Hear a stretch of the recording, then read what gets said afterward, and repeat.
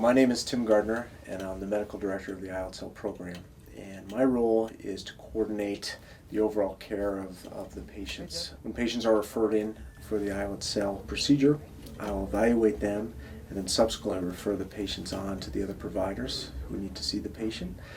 I don't perform the actual surgery or the islet transplant procedure, but I will go ahead and follow patients quite closely after their procedure. I'm also in charge, along with Katie Darling, in running the multidisciplinary islet cell transplant meeting, in which we look at all of our patients who we're considering for the transplant and decide whether or not they need that procedure. I am the Islet Cell Lab manager.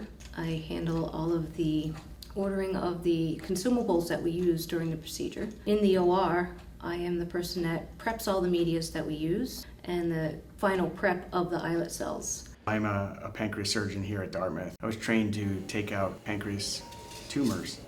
That practice evolved to chronic pancreatitis, when it's not just, say, a small part of the pancreas that's involved with, say, a cancer, but the whole pancreas is involved, and that's where removing the entire pancreas will have benefit. I'm the endocrinologist, so I'm taking care of patients with diabetes. I do psychiatric evaluations of the people who are candidates for the procedure.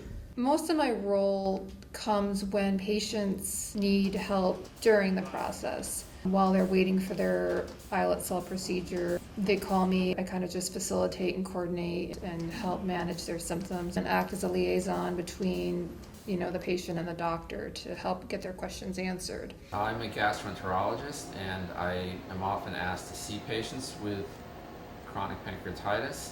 Typically, I'll see them in the clinic and evaluate them with a careful history and physical, and then often in their diagnostic evaluation we'll do an endoscopic ultrasound exam, which is the most sensitive way to image the pancreas. One of the things we struggle with is really which patients are going to benefit the most from having an islet cell transplant, and we're part of a large trial with other centers trying to figure this out. The other issue is timing of the procedure. When do you go ahead and do you do the procedure? There's no right or wrong answer as far as the timing for people. The benefits to doing intraoperative isolation is that there's never any wasted time. The pancreas never leaves the operating room. We have total control over the process, and it happens all in one day.